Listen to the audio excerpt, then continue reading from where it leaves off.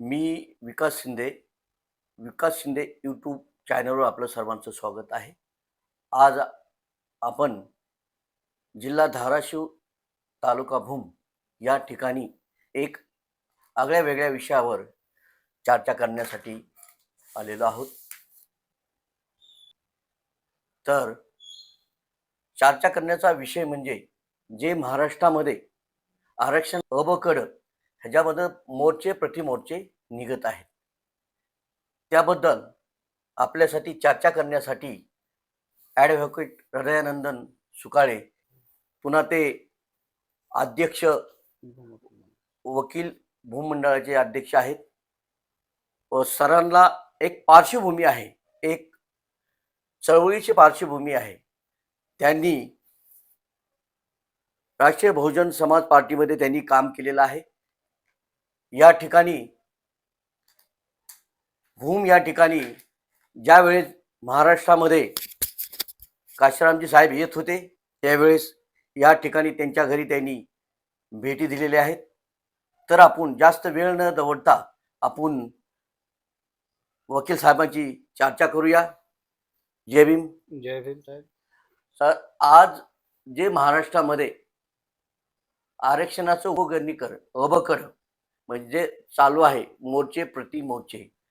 तर डॉक्टर बाबासाहेब आंबेडकरांनी जे आरक्षण दिलेलं आहे ते प्रवर्गाला दिलेलं आहे, कुण्या एका दातीला दिलेलं नाही.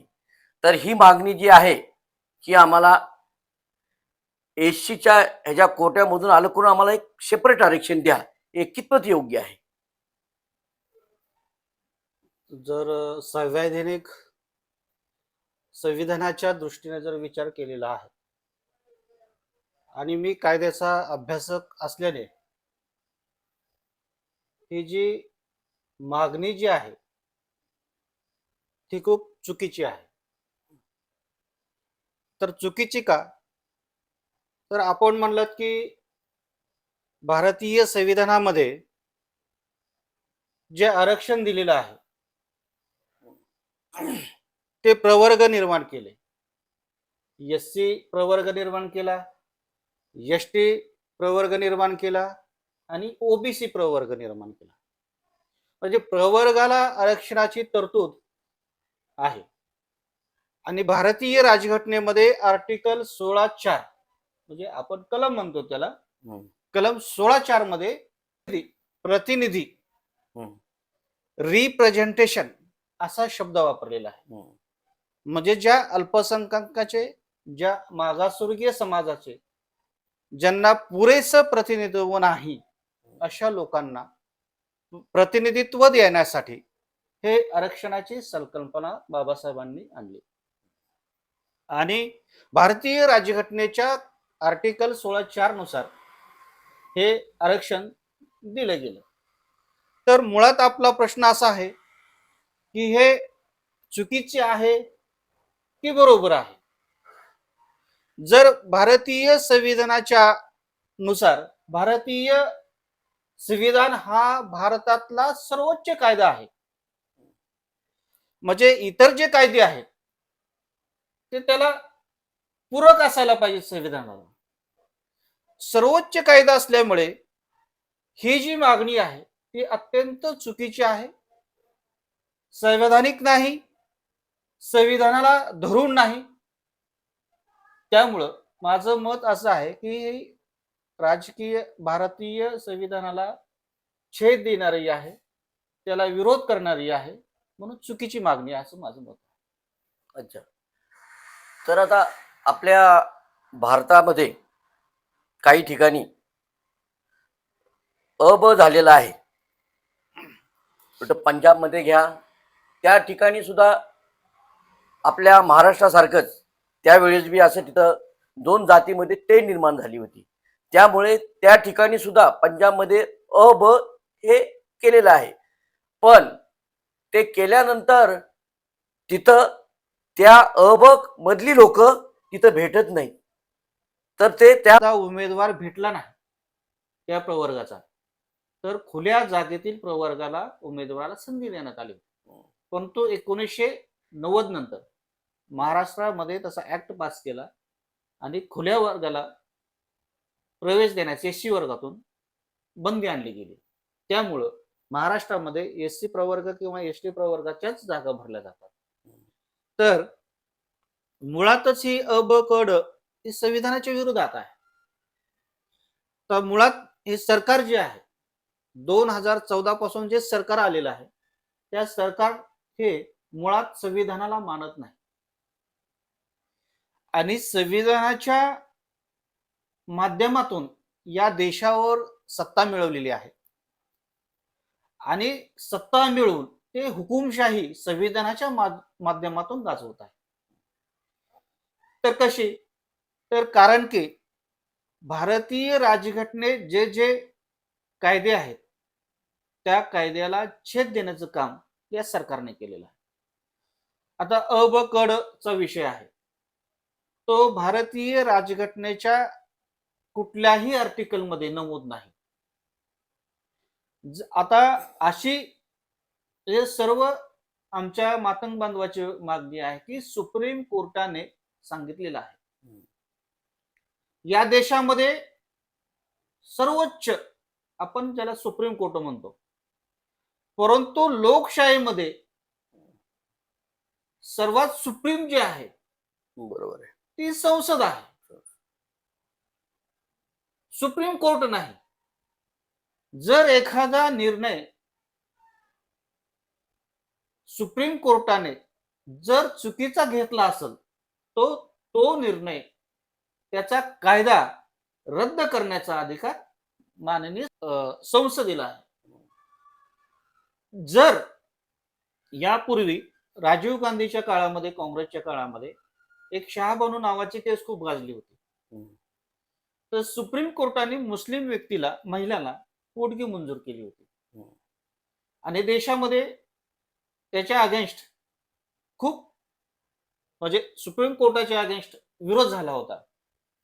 परंतु राजीव गांधीनं संसदेत बिल आणलं आणि महिलांना पण समाविष्ट केलं म्हणजे सीआरपीसी त्या म्हणून सीआरपीसी जुना आता BNS कायदा आहे 144 कलमानुसार मुस्लिम भगिनींना सुद्धा पोटगी मिळण्याचा अधिकार मिळाला. म्हणजे सांगायचे काय की तात्पर्य काय की आज महाराष्ट्र सरकारचे मुख्यमंत्री सुप्रीम कोर्टाने सांगितलं, सुप्रीम कोर्टाने सांगितलं असं सतत सांगितलं जातं, सतत आमच्या मनावर बिंबवलं जातं. तर ही चुकीची बाब आहे. जर सुप्रीम कोर्टाने चुकीचं केलं असेल तर त्याला संसद आहे, संसदेत रद्द करायला पाहिजे होतं. परंतु हे रद्द करणार नाहीत कारण की हे संविधानात मानत नाहीत, संविधानाच्या विरोधात हे काम करतात, दाखवतात फक्त लोकशाहीला मानणारे आम्ही आहे. तर दुसरा प्रश्न असा आहे की आपल्या महाराष्ट्रामध्ये बौद्ध आणि मातंग जे मातंग समाज आपल्याकडे बौद्धकडे वळला जात आहे, बौद्ध धम्माची दीक्षा घेत आहेत. आतापर्यंत बऱ्याच लोकांनी बौद्ध धम्माची दीक्षा घेतलेली आहे, पण हे ह्यांना थांबविण्यासाठी हे षडयंत्र केलेलं आहे का अबकडचं? माझा जर महाराष्ट्राच्या राजकीयचा अभ्यास मी सांगितलं तर महाराष्ट्राच्या राजकारणाला दोन्ही समाज बळी पडलेले आहे. बौद्ध समाजही बळी पडलेला आहे आणि मातंग समाजही बळी पडलेला आहे. RSSच्या आणि भारतीय जनता पार्टीच्या राजकारणाला म्हणजे जे नेते आहेत त्या पक्षाचे त्यांना दोन्ही समाज बळी पडलेले आहेत. म्हणजे रिॲक्शन दोघही देत आहेत आणि ही बाब फार दुर्दैवाची झालेली आहे की ज्या समाजाला आपल्या सोबत घेऊन आपण सत्तेची स्वप्न पाहायला पाहिजे होते, आज आपण त्याच बांधवासोबत भांडण करत आहोत. बरं ठीक आहे, मला इतके वाईट का वाटतं की बौद्ध बांधव आणि मातंग समाज एकमेकांना शिव्या घालण्यात इतपत ठीक होतं, परंतु एवढं गलिच्छ पुढे गेलो तर आपण एक माणूस म्हणून ते वाईट वाटतं. बौद्ध समाज अण्णाभाऊ साठेंना नावं ठेवावं लागलं आणि मातंग समाज बाबासाहेबांना नावं ठेवावं लागलं. हे खूप वाईट आहे की SC प्रवर्गातील मातंग समाजाने किंवा SC प्रवर्गातील बौद्ध समाजाने या गोष्टी टाळल्या पाहिजेत. कारण की तुम्ही राजकारणाच्या जाळ्यामध्ये आपोआप अडकला. आज उपवर्गीकरण झालं पाहिजे हे महाराष्ट्राचे मुख्यमंत्री म्हणतात, शिंदे साहेब उपमुख्यमंत्री म्हणतात, आणि त्याला विरोध करणारे कोण? जे सत्तेत आहेत तेच विरोध करणारे. बरोबर. म्हणजे हा समाज कुठल्या दिशेला चाललाय? आंबेडकरी विचार पुसून परावर्त झालेला समाज आहे, व्यक्तिनिष्ठ समाज झालेला आहे. आणि बाबासाहेबांनी सांगितलं होतं, ज्यावेळेस व्यक्तिनिष्ठ राजकारण होईल त्यावेळेस विचार मागं पडेल, आणि आज विचार मागं पडलेला आहे बाबासाहेबांचा. दोन्ही समाजाबद्दल बोलतो मी, आणि हे खूप दोन्ही समाजाला घातक आहे. ज्यावेळेस वेळून निघून जाईल त्यावेळेस या बरोबर. समाजाला लक्षात येईल की आपण दोघांनीही खूप मोठ्या चुका चुका केलेल्या आहेत. केलेली. बरोबर आहे. कारण की शिंदे साहेब, सरकारी शासकीय नोकरी आता ठेवलेल्याच नाही नाही. सरकार. बरोबर आहे. आरक्षण राहिलंच ते. आणि आपण कशासाठी भांडतो? हम्म. 1% वर करायसाठी. हा. बरोबर. खाजगी आरक्षणासाठी भांडत नाही. नाही. दोन्ही समाजाने मिळून खाजगी क्षेत्रात आरक्षण मिळालं पाहिजे यासाठी भांडायला पाहिजे. आणि बौद्ध समाजाने आणि मातंग समाजाने मिळून सत्तेसाठी भांडायला पाहिजे. आणि सत्ता आल्यानंतर मग आम्ही काही करू शकतो. बरोबर आहे. परंतु हा विचार समाजाला राजकीय पुढारी भटकल्यामुळं स्वतःच्या वैयक्तिक स्वार्थासाठी समाज भटकलेला आहे. दोन्ही समाज भटकलेला. बरोबर. तर दुसरं असं आहे की जरी महाराष्ट्रामध्ये यांनी अबगड केलं तर जिसकी संख्या भारी उसकी उतनी भागीदारी, हे काशीरामजीचं वाक्य आहे. तर तसं होईल का की बाबा मातंग 2% आहेत तर त्यांना 2% द्या, बाकी बौद्ध समाज आपला 15-16% आहे तर 15-16% द्या, तर आपल्याला त्यासाठी आपल्याला आरक्षण वाढवून घ्यावं लागेल. निश्चितच बरोबर आहे. आरक्षण 13% आहे. आणि जातीच्या संख्येनुसार आरक्षण द्यायचं म्हणलं तर ते खूप अवघडच आणि किचकिटीचं होणार आहे. आरक्षण कुठून आणणार आहे? म्हणून आणि हे जातीच्या संख्येनुसार आरक्षण देणं हे संविधानाला छेद देते ना. त्याच्यामुळे चुकीचंच अच्छा. एक कायद्याचा अभ्यासक आहे म्हणून या गोष्टीचं चुकीचं आहे आणि चुकीच्या गोष्टीला समर्थन करण्याचं कारणच नाही. माझ्यासारखा संविधानाचा अभ्यास करणारा व्यक्ती या गोष्टीला विरोधच करणार. पण मातंग समाजाचे म्हणणं आहे की आम्ही बाबा 4% आहोत तर मला 8% आरक्षण द्या, असं कसं काय होऊ शकेल? नाही नाही, ही चुकीची मागणी आहे. आणि मातंग समाजाला 8% मिळणारे शक्य नाही. जर जातीच्या प्रमाणामध्ये आरक्षण मिळालं तर मातंग समाजाबरोबर 58 जातीपैकी किती जाती जाणार? अ मध्ये कोणती जात ठेवणार? ब मध्ये कोणती जात ठेवणार? म्हणजे 60 जाती विभागावं लागतील ना तुम्हाला, 59 जाती. केवळ एकाच जातीचा विचारून करून चालणार नाही. मुळात ही मागणीच चुकीची आहे की 59 जातीच्या हिताचा विचार करून आणि आपण त्या स्पर्धेमध्ये येऊन तो वैचारिकपणा मातंग समाजामध्ये थोडासा कमी दिसतोय. आणि का दिसतो? तर आज आपण भावनिक दृष्ट्या जातीला महत्व दिलेलं आहे. भावनिक दृष्ट्या आपण महापुरुषाला महत्व दिलेलं आहे. महापुरुषांना डोक्यात घेतलं नाही, आपण डोक्यावर घेतलेलं आहे. बरोबर. आणि डोक्यावर घेतल्यामुळं हे प्रश्न समस्या निर्माण झालेले आहेत. आणि या समस्या निर्माण करण्यासाठी सहज आपण विचार नसल्यामुळं आरएसएसच्या जाळ्यात सापडलेला आहोत. दोन्ही समाज आरएसएसच्या जाळ्यात सापडलेले आहेत. तर मातंग समाजाचं एक म्हणणं आहे की आमचं बौद्धांनी आरक्षण खाल्लं, ही मागणी त्यांची बरोबर आहे का? कारण त्यांचा समाज जर शिक्षणामध्ये पुढे नाही तर बौद्ध समाज कसा काय आरक्षण खाईल त्यांचा? काय माहितीये का, आनंद गवळे एक आयुक्त आहेत आता हो, आयकर विभागामध्ये. आणि तर आनंद गवळी हे बौद्ध समाजाचे होते आणि अमोल तेलंगे हे मातंग समाजाचे होते. अच्छा. हम्म, आम्ही तिघही एकाच वर्गात होतो हम्म, 12वीला. हम्म, आणि मला वाटतं 63.64% हे आनंद गवळीला मार्क होते हम्म, आणि 63.66% हे अमोल तेलंगेला मार्क होते. हम्म. आणि त्यावेळी डीएड ला नंबर अमोल तेलंगेचा लागला. अच्छा. हम्म. म्हणजे बौद्ध हा. समाजाला नाही घेतलं ना. हम्म, हम्म, हम्म, जे आजपर्यंतचे मातंग समाजामध्ये एससीचं रिझर्वेशनातून नोकरीला गेले, हम्म, एससीच्या रिझर्वेशनातून ज्यांनी स्कॉलरशिप घेतली, हम्म, एससीच्या रिझर्वेशन मधून त्यांनी विदेशात गेले, हम्म, ते कुठे रिझर्वेशन मधून फायदा घेतला त्यांनी? हम्म. एकच ना, एससीच्याच. हो, म्हणजे बरोबर. किती चुकीची म्हणणे की हम्म, एखाद्या जातीनं आरक्षण आमचं खाल्लेलं आहे. हम्म, जर आज मी स्पर्धेमध्ये माझ्या बरोबर एखादा मातंग समाजाचा मुलगा असेल आणि त्याला जास्त पडले मार्क, हम्म. तोच जाणार ना. हो. परंतु हे हम्म, मुळात हे आरएसएसने मातंग समाजामध्ये पेरणी केलेली आहे हम्म. आणि आरएसएस ही पेरणी करण्यामध्ये यशस्वी झाली आहे. झाले, बरोबर. आणि आंबेडकरवादी चळवळीचा विचार मातंग समाजामध्ये नेण्यास हम्म, आम्ही आंबेडकर चळवळीचे कार्यकर्ते हम्म, आणि बौद्ध समाजाचे कार्यकर्ते कमी पडलेले आहे. हम्म, आणि त्यात कमी पडण्याचं कारण की बौद्ध समाजाचे नेते हे राजकारण करतात, हम्म, समाजकारण करतात आणि धर्मकारण ही एकच व्यक्ती करतो. हम्म, त्यामुळं मातंग समाज आपल्याला जोडू शकलेला नाही.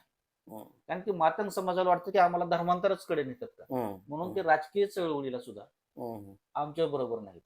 आणि आमच्या चळवळीचे जे प्रत्येक नेते आहेत ते कुठल्या ना कुठल्या पक्षाची बांधिलकी आहे. बरोबर. म्हणून ते मातंग समाज त्याच पक्षाची, जे बौद्ध समाज ज्या पक्षाची बांधिलकी आहे ते हम्म, डायरेक्ट त्यांच्याच हम्म, माध्यम बौद्ध समाजाला ठेवण्याचं कारणच नाही, म्हणतात की आम्हीच जातो तिथं. हम्म, म्हणून मगाशी म्हणलं की आंबेडकरी चळवळ हे विचार संपत आलेला आहे बरोबर. आणि बरोबर. व्यक्तिगत निष्ठा हम्म, आणि व्यक्तिगत च्या माणसावर विश्वास ठेवण्याचं हम्म, हा दोन्ही समाज काम करत असल्यामुळे बाबासाहेबांचा खऱ्या अर्थाने विचार समाजापर्यंत जात नाही, हम्म. असं माझं अभ्यासानं सांगतो. पुढील काही काळामध्ये अवकड महाराष्ट्रामध्ये लागू होऊ शकतं का? निश्चितपणे होऊ शकतं. हम्म, कारण की भारतीय जनता पार्टीचं धोरणच आहे हम्म, की कुठलाही समाजामध्ये एकोपा राहायला नाही पाहिजे. हम्म, महाराष्ट्र सरकारचं धोरण आहे सध्याच्या. बरोबर. कारण की ओबीसी आणि मराठ्यांचं भांडण लावलं बरोबर. आणि आता एससी मध्ये भांडण लावलं. हम्म,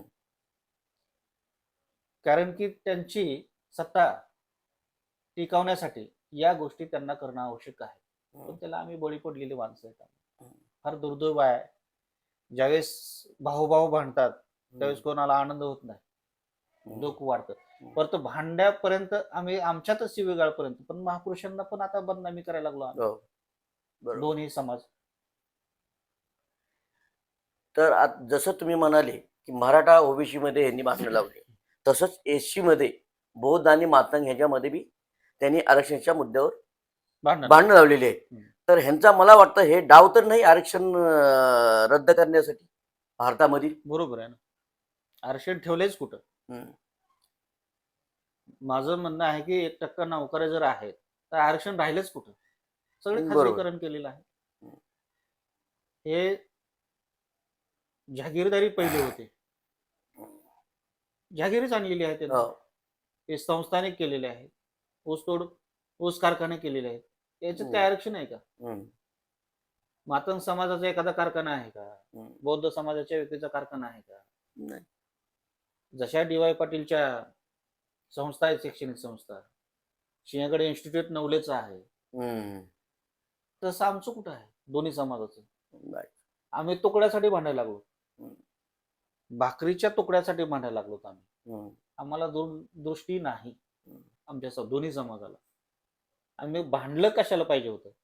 सत्तेसाठी भांडायला पाहिजे होतं, हम्म, हे माझं मत आहे. हम्म. तर हे होते ॲडव्होकेट प्रधान सुकाळे यांनी आपल्याला अवकड्याबद्दल जे आपले विचार मांडलेले आहेत ते एकदम उत्तम प्रकारे त्यांनी आपल्या समाजामध्ये लोकांना समजेल अशा सुसूचित वाक्यामध्ये त्यांनी ते मांडलेलं आहे. तर आज आपण इथंच थांबूया.